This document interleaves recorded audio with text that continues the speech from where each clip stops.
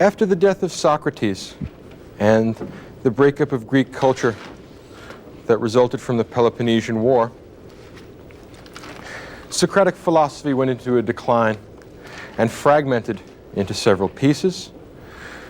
And the fragments of Socratic philosophy make up the body of Hellenistic philosophy. What I mean by Hellenistic philosophy is the subsequent developments of Greek philosophy, which take their cue from the Socratic approach to philosophy. Yet they don't have all the component parts of Socratic philosophy. They usually lack the wit. They almost always lack the poetry. Occasionally they absorb some of the ethical doctrines or epistemological doctrines, but the ones who come after Socrates never really live up to the Socratic ideal. The three main fragments that Socratic philosophy breaks into are called Stoicism, Epicureanism, and Skepticism. And these are the most important Hellenistic outgrowths from Socratic philosophy. And since Rome, the Roman Empire in particular, is the political entity which ultimately dominates the Mediterranean basin and absorbs and inherits the tradition of Greek philosophy, most of the Hellenistic branches of philosophy are developed in connection or with reference to, either politically or intellectually, with Roman culture. And the first of these developments is hedonism, or Epicureanism, named after a guy named Epicurus. And what Epicureanism says is that pleasure is the only good, and that the happy man is the one that has a great many pleasures, but no corresponding pains. And there is potentially a way of deriving that from Socratic philosophy. If you would take the idea of Socratic prudence, the man who drinks a little bit in order to get a certain degree of pleasure, but then not so much as he will cause himself a hangover or cause himself some corresponding pain, he's being prudently Socratic, picking and choosing his pleasures in such a way that he does not generate any corresponding pains. You can see possibly how people who were not entirely developed who were not entirely committed to the Socratic conception of the soul and of virtue might want to derive that sort of justification for the pursuit of pleasure from the Socratic dialogues. A second alternative, again a minor alternative, fragment of Socratic philosophy is called skepticism. Socrates, throughout most of the dialogues, I would emphasize the word most rather than all, says that he doesn't know anything. Part of the Socratic irony is this posture of acting as if he's really an ignorant man when in fact he is wise, in saying that he knows nothing and thus never trying to teach people by directly making declarative sentences. For the most part, Socrates teaches by question and answer. Socrates helps people to articulate and to realize what's already buried within their soul. When Socrates does that, when he's in that skeptical mode, he says, I myself know nothing, all I do is inquire into things. I'm the eternal inquirer. I'm the patron saint of rational inquiry. And it's possible to see, particularly within the context of the Roman Empire, how skepticism might develop from that Socratic stance of knowing nothing. Remember that the Roman Empire is a heterogeneous mix of peoples and cultures and religions and philosophical positions. And after being forced to encounter one cosmogonic myth after another, one theory of religion after another, one theory of morals after another, sophisticated Romans, sophisticated Hellenistic thinkers might well come to the conclusion that Lucian the skeptic did, which is that no one really knows the right path, no one even knows if there is a right path. The best we can do is say that the pretensions made by the various schools of philosophy are just that, pretensions. Skepticism, while it may be rather negative, is at least right. We can be certain about what we do not know. All right? And it's possible to see how someone, especially someone that was terribly frustrated with the attempt to obtain final, absolute knowledge, might resort to skepticism as a kind of easy way out, a way of avoiding the burden of Socratic inquiry. The third and most important development in Hellenistic philosophy is called Stoicism. And Stoicism is probably the greatest and most interesting achievement of the Hellenistic philosophers. And while it never achieves the poetic and intellectual grandeur of the Socratic synthesis, of the Platonic overarching system which makes statements about the entire human condition, Stoicism is, in fact, a noble philosophy, an excellent philosophy for silver men, for those spirited men in the Republic who are going to be our guardians. It's an excellent philosophy for military men. It's an excellent philosophy for people that are going to be practical politicians if they intend to be virtuous, if they intend to pursue the public good. And Stoicism is characterized By a rejection of pleasure as the standard of human happiness and human felicity, Stoicism takes the position that the wise man, the good man, the philosopher, is a man who lives in accordance with nature. He fears only abdicating his moral responsibility. He is not afraid of pain. He is not afraid of death.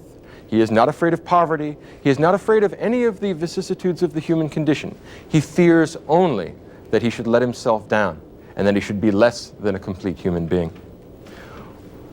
According to the Stoics, and there are a number of Stoics, 2 or 3 or 4 or 5 that actually develop the doctrine, but all the doctrines are quite similar. The only matter of concern to a wise and philosophic individual is the things completely under your control. You can't control the movements of the sun and the planets. You can't control whether a leaky ship sinks or makes it to port. You can't control the weather. You can't control other people. You can't control the society around you. There's only one thing, and one thing only, that you are in control of, and that is you. Your will, your intentions, yourself. In other words, the wise man, the truly philosophical man, is the man who is entirely in control of his own soul, who takes utter and complete moral responsibility for his actions and is indifferent to everything else, not because he doesn't care about other people, not because he doesn't care about the felicity of the entire human species, but because it's not under his control.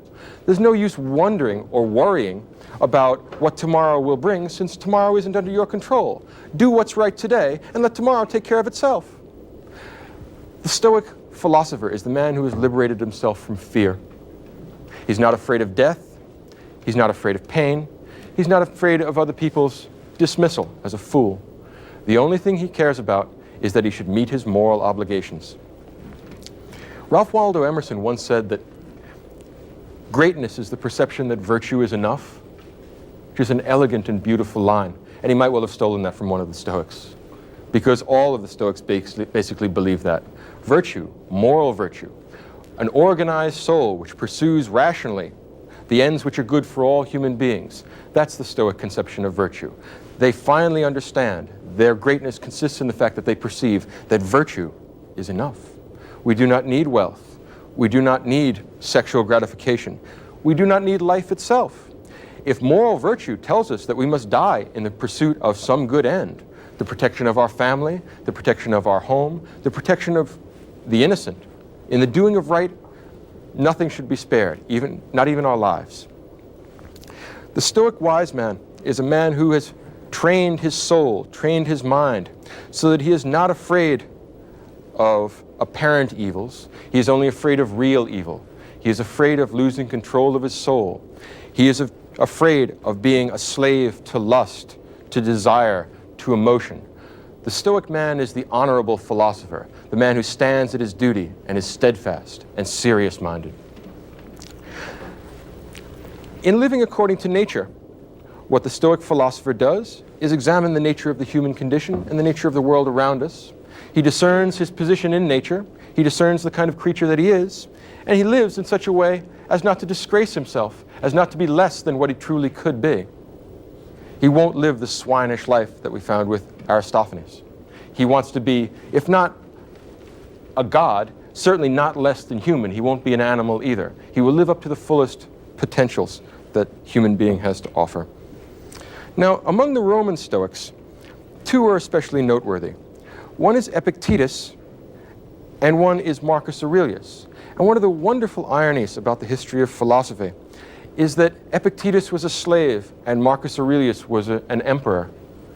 And philosophy is the great equalizer. Both the slave and the emperor can equally well participate in a philosophy that is accessible to all human beings as human beings. There's nothing less conscious of social status than philosophy. A wise man, a man who is disciplined, in control of his motions, and follows the way of nature, can be a good man no matter what his position in the social structure is. He is not responsible for the social structure, and it is not his problem. If the gods or nature or whatever is controlling the world makes you a slave, then be a good slave. If God or nature or whatever is controlling the world makes you an emperor, then be a good one. Your job is not to disgrace yourself and live up to the highest potentials of human being. The most interesting of the Stoics is Marcus Aurelius. Lord Acton, the great English philosopher and historian, once said that power corrupts, and absolute power corrupts absolutely. And that's generally speaking true. The difficulty with that generalization is Marcus Aurelius. Marcus Aurelius was an absolute ruler. He was a ruler of the Roman Empire. He was an emperor. He had absolute power of life and death over everyone in the known world. I don't mean everyone in the world as we know it today, but everyone in the world as the Romans would have known it. They don't know about China or have a very attenuated conception of the Eskimos.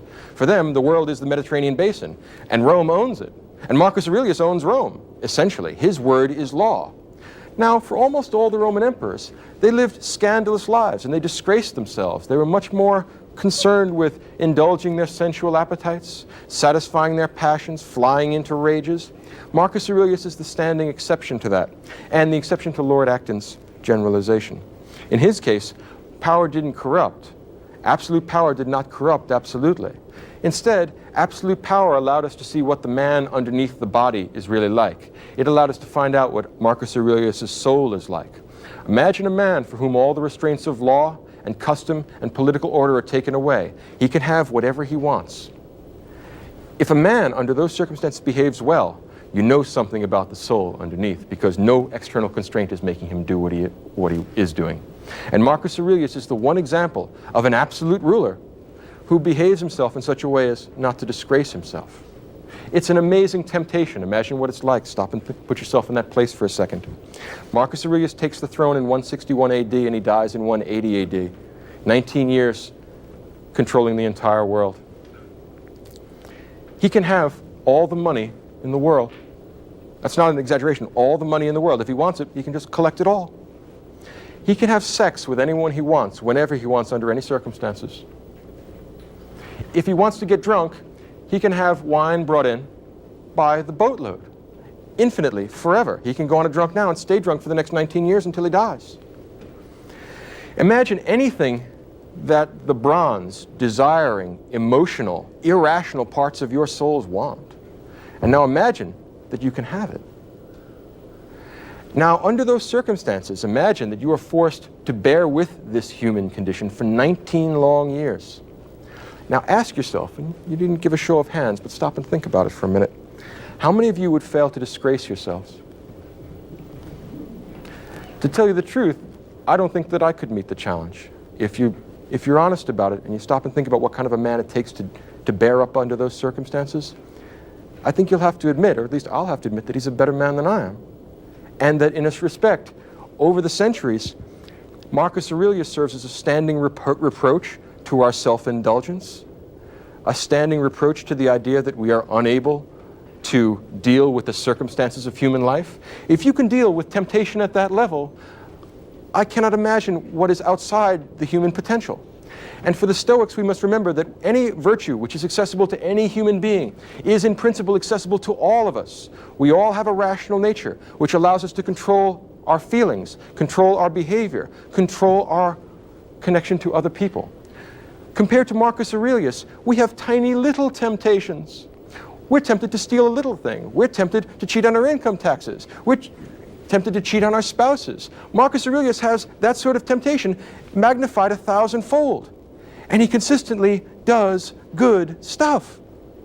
Stop and think about this for a minute. This is no common man. This is not like the rest of us. And I don't know how he did it. Maybe he did it through philosophy, but, well, it remains to be seen. Marcus is the last of the good emperors. He's the last of the Antonine emperors. And the emperors that come before him are, generally speaking, okay. They're not as bad as the ones that come after. But Marcus is perhaps the greatest of the Romans, the noblest of the Romans. When old-fashioned writers talk about Roman virtue, what they have in mind is Marcus Aurelius, a man who does what he ought to do regardless of circumstance. Tough Roman virtue. He's not afraid of being dead. He's not afraid of being in pain. He's not afraid of having people laugh at him. He's only afraid of doing what's wrong. He's only afraid of making chaos of his soul. Why? Because his soul is the only thing he's completely in control of. It's the only thing he's responsible for. And the rest of it is a matter of indifference to him. He'll certainly try and perform his function as emperor in the best way he possibly can. But there are Germans at the border, and should they succeed in winning this war, he did the best he could. He has no reason to feel guilty. He has no reason to feel that this is a difficulty. If For some reason, he gets sick. Well, sickness is part of human life. You accept it as it is, you deal with it the best you can, and then you move on. In other words, Marcus Aurelius intends to live a life in which he will not have to feel guilty about anything. And he succeeded in doing that under the most trying possible circumstances. Again, put yourself in a position where you can have anything you want, and no one can stop you. No matter how evil, no matter how depraved, no one can stop you because your word is law. Marcus Aurelius behaved himself for 19 years under those circumstances. It's a standing reproach to our self-indulgence. The kind of things that Marcus Aurelius writes are not meant for publication. Let's think about this a little further. Marcus wrote this manuscript without intending to have it published. After his death, he wanted to have it burned. Some philosophically inclined, I guess, bookkeeper, librarian, aide-de-camp, or whoever it is that picked this up, said, no, we just can't throw this out. We cannot lose the memory of such a great man, and we can't lose the sort of meditations that he created. He wrote a book called The Meditations, and it's a book to himself that's not intended to be published. What sort of a man writes a book to himself? What sense does that make? Think about it. The nature of a book is communicating something, and we would think we would communicate it to some reader. But this is not going to be published. It's written to himself. What makes a man write a book to himself? And there's a very deep answer, I think, here. Marcus Aurelius writes a book to himself because he's the loneliest man in the world. He has no friends because he has no equals. Think about a man breaking himself on the rock of an impossible virtue. He has no equals. Everyone he talks to wants something from him. He is the emperor of everything in the world. He owns it all. Everything he says immediately gets done. He has absolute life and death power over everyone. So anytime he's in the throne room, he's having an audience, someone comes in from some part of the empire, they're always here for some reason, and they're always here because they want something from him. And all Marcus wants to do is live a philosophical life.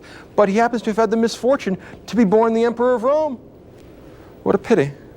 So he has to deal with these self-centered, swinish people all the time, and it's his responsibility to do good for them, to give them justice, to give them both examples of virtue and virtuous laws and virtuous decisions. And the weariness of it gets to him after a while. The book that he's written, The Meditations, is shot through with a kind of philosophical melancholy that is extremely moving, despite the Stoic content of what he's saying. In other words, oddly enough, there are very few books in the world which generate more pathos, which create more of a sense of pity for a person reading this, than this book. He's writing a book to himself because he has no one else to talk to. And what kind of things does he write in the book? Moral maxims. I mean, he has 2 or 3 ideas. It's about 100-odd pages, but he says essentially the same thing again and again and again. Why? He has nobody to talk to, so that limits the scope of his conversations. And he's constantly trying to remind himself that, look, although the people you're dealing with are corrupt, evil, and depraved, it's your job not to get angry with them, but to try and teach them and morally improve them. If you can't morally improve them, at least put up with them, because the gods have created us social animals, and it is part of the mark, or it is the mark of a philosophical man, that he should return benefits for harm, because those that would harm other people do not live the philosophical life. Those that don't want the ultimate good for themselves and for society do so because they don't know any better. Marcus has not only political power, but wisdom, and in that respect, he's the only example in the Western tradition of any ruler who even remotely approximates Plato's philosopher-king. And he has some of the qualities that Plato thought the philosopher-king would have. He is totally disdainful of wealth. Why? He owns everything. What would it be like to own everything from England to Egypt? Well, the idea of accumulating more stuff becomes less and less interesting if you stop and think about it. And if you can have sex with, say, 1 million people, the million at first has very limited attraction. And at that point, he stops to think, and he says, I will do my best to constantly do what I ought to do. And there is a sort of whistling in the graveyard tone to this book. He is in some respects an enormously lonely man, and in some respects an enormously sad man. There's a melancholy in this that's terrifically moving. And yet, we ought not to pity Marcus Aurelius, because if he looked at our lives, he would pity us. Pathetic creatures that we are, we don't even meet his standard of virtue, and we're pitying him. Think about the irony of that. He said, well, I'd pity you back if I didn't think that was disrespectful. think about what it takes to be something like Marcus Aurelius. We shall not see his like again. In the book itself, he has all kinds of intriguing and caustic, if you will, moral maxims. He says things like this: "Soon you will have forgotten all things, and soon all things will have forgotten you." In other words, don't get overwrought. You're angry with this guy just because he didn't do what he was supposed to do. Ask yourself how many of the people that are working for you are doing what they're supposed to do. Soon, you'll have forgotten all this because you'll be dead. And soon, all the people who know you, they're going to be dead too, and they'll have forgotten you. And so what's the point of being mean to people? Now imagine the kind of philosophical self-restraint we're talking about here. This is a guy who could chop everyone's head off if he gets sufficiently angry, so he never does. Remarkable, remarkable. So Marcus Aurelius is a man who constantly, in his book, is writing short 1- and 2-line epigrams that essentially say things like, "Don't lose your temper with these people, Marcus, you know how they are. Marcus, it's not your fault that they're stupid. You tried to teach them, and you can keep on trying to teach them, but if Socrates was a good man and they killed him, what do you expect them to do to you?" On the other hand, Marcus Aurelius is willing to rule the Roman Empire for the same reason that the Platonic philosopher-king is. If he gives up, somebody worse is going to take the job, and you know what happens then, right? He'd much rather just go home and read his books. He doesn't want to listen to this stuff. But he says, well, the gods put me here. I didn't ask for this job, but I can't very well give it up. I'd be abdicating my responsibility to other people. Imagine the bad laws and bad emperors were going to get after me. Well, should I give the job up now or stand here until the gods are good enough to relieve me of my post? In fact, that's the metaphor he uses all the time. The gods have put you on guard over the Roman Empire. Everyone else is sleeping. Stay where you are and stay awake, elsewise God knows what's going to happen. Marcus Aurelius is constantly whistling his way through the graveyard, trying to tell him that this is a very happy life, that he loves being a philosopher, and he particularly loves the particular portion of reality the gods have assigned to him. Now, I think that everyone believes this except the people that read this book, which perhaps is why it wasn't supposed to be published, because when you look at this, you see a terrifically lonely man, a man of immense moral heroism, who has no shoulder to cry on, who disdains crying because what's the point of crying? We must live in accordance with nature. Now here's the natural condition of human beings. They get born, all kinds of stuff happens to them, and they die.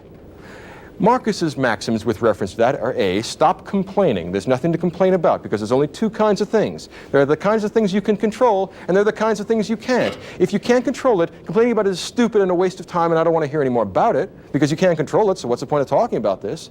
Or you have the other kind of thing, the kind of thing you can control, like your intentions, like your behavior, like your actions. And since you can control them, who do you expect to help you out except yourself? Stop complaining about that too. So whether it's the kind of thing you can control or it's the kind of thing you can't control, Marcus Aurelius does not want to hear any complaints, and he does not want to hear any excuses because there are no excuses to give. Whew. Now, that's easy enough to say, and a lot of people think that other people should be this way. Right? Have you noticed it? Like, you can't help but admire this guy. Like, every one of us, I bet, in this audience said, wow, what a great guy. I wish I knew him personally. No, you don't. Think of what he'd think of you. You really don't want to know this guy. Imagine working for him. Oh, please. No, this guy is never going to be satisfied. And if he is satisfied, he's not like he's going to give you applause. He's going to say, well, you're doing what you ought to do. No compliments for you. You're doing what you ought to do. You don't need any reward beyond that. You're living like a philosophical man, which is a reward in itself. Virtue is its own reward. You're virtuous. What do you want from me? Get back to work. And of course, if you're not virtuous, you are pretty much what he expects human beings to be, you swine. And what's unnerving about this is that there's not the slightest taint of hypocrisy in it. He not only says this stuff, he acts this stuff. He not only talks the talk, he walks the walk. He does it. And he does it under worse, more difficult circumstances than you fail to do it. And yet he still likes us. In other words, he still go out of his way to help us out. If he were the judge in a court of law, he would still give us justice, even though we have done nothing to deserve it. As a matter of fact, what's the line from Hamlet? If we gave every man his deserts, who would escape a whipping? Marcus Aurelius would. That's part of the problem with Marcus Aurelius. There's nothing quite like this guy in the whole history of the world. Marcus Aurelius says things in his book like, human beings are social animals. Either teach them or put up with them. The kind of thing that a man has to remind himself of, I imagine. Or Marcus says in another passage, are you weary of enduring the bad men of the world? The gods aren't, and they made them. Are you really weary of enduring the bad men of the world, especially given that you're one of them? Dreadful, powerful, caustic, ruthless analysis of himself and others. He pulls no punches. He is an honest man, and how many honest politicians are there in the world? I mean, it's been some time since we had one leave us literary remains, and here we certainly do have one. The Stoics put together an important and I think worthwhile idea, particularly in this day of international politics, and that's the idea of a cosmopolitan political philosophy. There's few people as cosmopolitan, as lacking in provincial qualities as Marcus Aurelius. The Stoic wise man has made his life consistent with nature, and nature is universal and everywhere. It exists in every place, in every time. So the Stoic man is never any place but home. His polis is the cosmos. That is what makes him cosmopolitan. In ancient Greek political theory, you were a citizen of one political polis, of one particular polis, one particular city-state. You were an Athenian or you were a Spartan. The Stoic wise man is cosmopolitan. Wherever he is, he lives in accordance with nature. Whatever he does what he knows to be right. What difference does it make whether he's in a jail cell or in a palace? As Marcus Aurelius put it in a beautiful epigram in the book, even in a palace it is possible to live well. No excuses. Don't tell me that it's because of temptation. That won't go over. No excuses go with Marcus.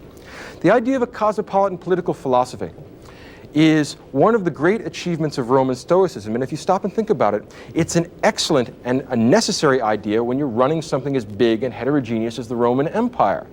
This tremendously complicated mix of religions and cultures and peoples and all kinds of heterogeneous ideas means that this is going to be a big patchwork, a big quilt. It's not going to be one culturally unified area.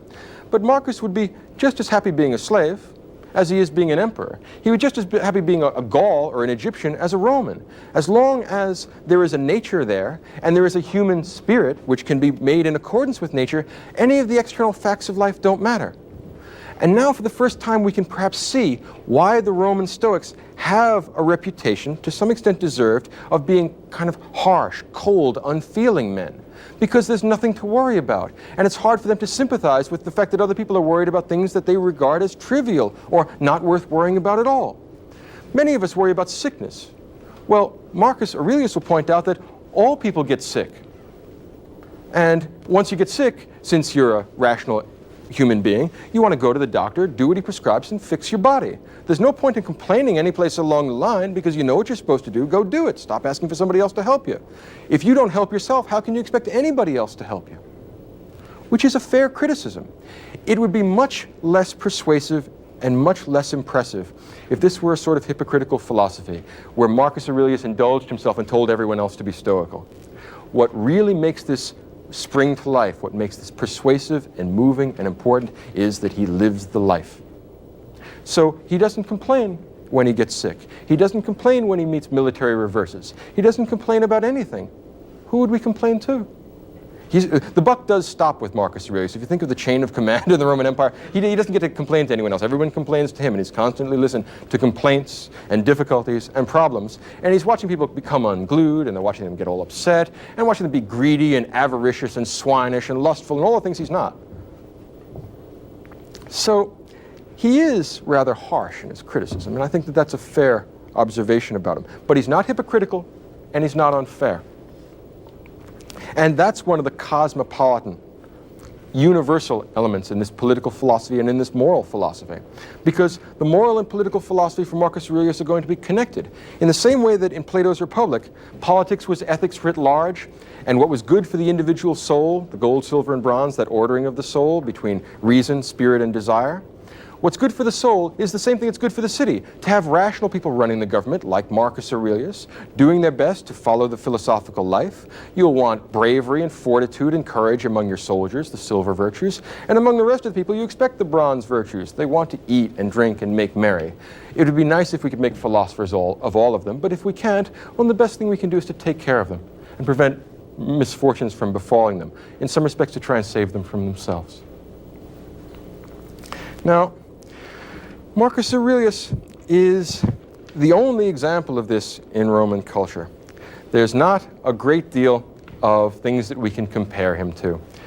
If we had to say that there was someone to compare him to, it would be Epictetus, the slave. And Epictetus and Marcus Aurelius could meet at a level of equality, even though the social distinctions between them are enormous and grave. The reason why they would meet at a level of equality because they could share mutual respect, because they both understand that to have an orderly soul is the key thing in human life. And that's what makes life worth living. And whether you happen to be a slave or an emperor doesn't make any difference. Whether you happen to be sick or healthy doesn't make any difference. Whether you happen to be just born and have 100 years ahead of you, or whether you're on your deathbed doesn't make any difference. Marcus says, with regard to death, because many people are afraid of death, and he has no understanding. He doesn't really understand what everybody else's problem is. He says, look, everyone dies, so you're going to die. So what's the point of complaining about it? I can understand trying to avoid it. I mean, health is a good thing, but when you're going to die, you're going to die. Don't give in to fear. Don't give in to irrational musings. Don't let your imagination run wild. Control your feelings, control your emotions, control that part of you which is you. The meat, your body, not so important. The other stuff around you in the world, a matter of indifference to you. As long as you follow the way of nature, as long as you act in a rational fashion, as long as you live up to the best potentials in the human soul, then you are a good man and you need worry about nothing else. Some people worry about the gods, that the gods will cause you misfortunes, that the gods have a Hades or a hell or an afterlife where people will be tortured and have bad things done to them. Marcus adopts exactly the same position that Socrates did. He says, look, Marcus says, I'm not certain if there are gods. In the book itself, he says, I'm not aware of any rational proof that there exist gods, and I'm not aware of any rational proof that there are no gods. In other words, he's agnostic in that respect. But he takes a position rather like that of Blaise Pascal, and he says, let's think about what the implications are if God exists, and let's think about what the implications are if he doesn't exist, and let's see if we can find one way of acting that'll satisfy both contingencies. Logical guy. And he says, well, if the gods don't exist and the world is just atoms and the void, if you think back to Professor Staloff's lecture about early primitive physical theories, well, we have atoms and the void, homogeneous stuff called matter, and then the space that it moves around in. Well, if there are no gods and there is no moral order to the world and we're just atoms in the void, well, then what difference does it make what happens to you or anybody else? So you come into being, you go out of being. So what? You get healthy, you get sick. So what? There's nothing to get excited about because, well, it's just atoms in the void. Don't be afraid of it. It is what it is. There's nothing to be afraid of. You could say that Roman Stoicism is a way of telling people there's nothing to be afraid of. Nothing can happen to you in nature that is not a part of nature. And nature contains nothing fearful for the rational soul. Now let's take the other half of the Pascalian alternative. Let's consider the proposition that there are gods or a god. Doesn't matter whether it's monotheistic or polytheistic. If there are gods, then they must be rather like the gods of Socrates. They are all good, they are all wise, they are all completely moral and completely virtuous and completely knowing and completely excellent. Would creatures like this do anything bad to you? Well, maybe they would. Maybe if you've been doing bad stuff, maybe there is something actually in store for you later on. There may well be a Hades. Gods like that may want to create moral order in the world and dish out to the bad people of the world just what they have coming to them. But suppose, hypothetically, you lived according to reason and according to nature and according to the universal law of the Logos. Would the gods hurt a man like that, or would a man like that be a friend of the gods? And if a man like that would be dealt with fairly by the gods, justly by the gods, and well by the gods will do you no harm. So there are two possibilities. Either the world is atoms in the void, the world is just stuff, in which case there's nothing to be afraid of because you're just part of that stuff and you might as well go along with the flow. Relax, enjoy the ride. Nothing to be scared of, nothing to get excited about. On the other hand, and this I suspect deep down in Marcus is what he really believes. I mean, when you just read between the lines and find out what the man himself is like, he does basically believe in the gods, even though he doesn't know. If he had to place a wager either way, same way as Pascal, but perhaps not for the same reasons, he would say, yes, I believe in the gods. And if the gods exist, then they create moral order, and they are perfectly moral themselves, and they are perfectly just and good and righteous themselves, and they will do you no harm. So if there is an afterlife, and you behave well, the gods will do you no harm because you deserve no harm done to you. If there is an afterlife, and you behave badly, you have no one to blame but yourself. In every case, the only thing that a man is in control of is the individual ego, himself. the cogito, what Descartes will later on call the cogito, the self. If you are in control of that, if you have an orderly soul, then you have a divine soul, a good soul, and your life is worth living. The gods will not penalize you for that. So what's there to worry about? Don't worry, be happy. Either the world is atoms in the void, nothing to worry about. If the gods are there, well then the gods certainly aren't going to hurt you. Either way, don't worry, be happy. Do what you know you ought to do. Meet your moral obligations. In some respect, and I think that this is worth taking notes on if you happen to be here at the Kant lecture next week, or 2 weeks from now, is that the Stoic conception of virtue is an anticipation of what I will call the Kantian conception of virtue. Those of you who are familiar with the works of Immanuel Kant can recognize the single-minded and ruthless acquirement of virtue as being the Kantian conception of moral action or good moral behavior, and the Stoic conception as well. Both Kant and Marcus Aurelius have achieved the greatness that comes from being aware that virtue is sufficient in itself.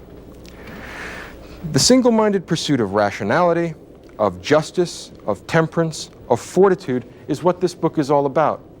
And in some respects, I feel a little bit like a voyeur in opening up a manuscript that Marcus never meant to publish, and doubtless he would be nothing except embarrassed if he knew that people were reading this book, because he wouldn't want to show that crack in the Stoic face, right? He doesn't want to give people the idea that he ever worries or ever gets upset at all. In other words, doubtless, if he's in heaven, he regrets every line he ever wrote.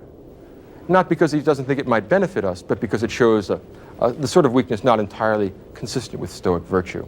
Perhaps there are other Stoics who suffered more pain, who had greater difficulties, and never wrote a line. In Marcus Aurelius' view, those men would be greater than he. And whether there exist such people or not, Marcus Aurelius is a sort of standing reproach to our weakness, to our self-indulgence, to our willingness to give in to what we want, to our inclination to make excuses about things that were entirely up to us, and to try and act as if we are not responsible for our behavior. One might want to say that Marcus Aurelius is an important step in the construction of the Western conception of the self or the ego. You are the part of you, not the meat, but the will, the soul, the internal stuff. That's what you're responsible for. That's what the gods will judge you on the basis of. Apart from that, don't worry about it.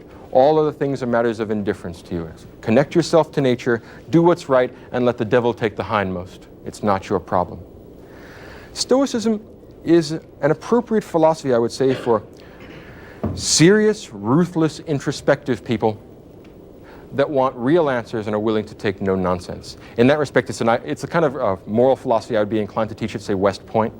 If I were teaching people that are going to be under terrible danger and terrible fearful conditions, I would teach them to do what they know they ought to do, and to discipline and organize their emotions in such a way as they behave themselves in a way that is not disgraceful. To avoid that is the epitome of Stoic virtue. And it may not have all the attractive elements of Socratic philosophy. It lacks the poetic element of Platonism. It lacks the comprehensive intellectual drive of Socrates. But it still contains elements of Socratic nobility that neither skepticism nor Epicureanism offer us. And in that respect, I think it's the true heir of Socratic philosophy. The key idea behind Marcus Aurelius, something like this, that it's just the human condition for us to have troubles and worries and anxieties and problems. Don't torture yourself by worrying about things that aren't in your control. Leave that in the hands of God. Leave that in the hands of nature. Do your best to control the things that you do have control over: yourself, your behavior, your intentions, and your actions. If you do that, you will live a blessed and happy and virtuous and wise life. You will be a real human being. If you fail to do that, gradually the inclination towards debauchery, evil, vice, sin, to put it in theological terms, will become greater and greater, and unless you arrest this slide towards self-indulgence, you will harm yourself and you will harm the people around you. No rational being wishes to harm themselves. No rational being wishes to harm the people around them. Because of that, if we were to be rational, it is the same thing as making us good, and that is the same thing as making us free. Not free in the sense of political freedom, being a slave or a free man, but free in the sense of being autonomous, making our own decisions, making laws for ourselves. Free in the sense of no longer being the slave of our passions, being pushed about by our feelings, being a toy that gets messed with by arbitrary things that are really beneath the human condition, that are mere emotion. If we want to be fully human, we must be fully free, and that means fully rational, and that means fully good. Accept no substitutes, is what Marcus Aurelius says. He did that himself, and he hopes that other people will do it. He did the best he could, and you can't help but feel that at the end of his life, he must have felt relieved that the terrible crushing burden of this loneliness, a man that has no equals and has no friends, a man that has nothing but philosophy to guide him, death must have been a great release. It's like getting the evening off after you've put in your turn guarding the camp. And instead of becoming an obscure and unimportant figure, he's become a symbol in the history of Western philosophy of the practical, concrete, immediate virtues, the sort of virtues which are accessible to us, not because we have profound intellectual ability, not because we're a Newton or a Kant, but simply because we have problems and we're everyday rational human beings. The Stoic man says that a virtue that is possible for one man is accessible to all of us. There is no excuse for us not being that good. If we provide such excuses for ourselves, we harm ourselves and we harm others by preventing us from recognizing our true moral obligations. Marcus Aurelius lets us know that all people suffer, but that not all people pity themselves. Marcus Aurelius lets us know that all men die, but that not all men die whining. Something to think about. Take home with you and mull it over.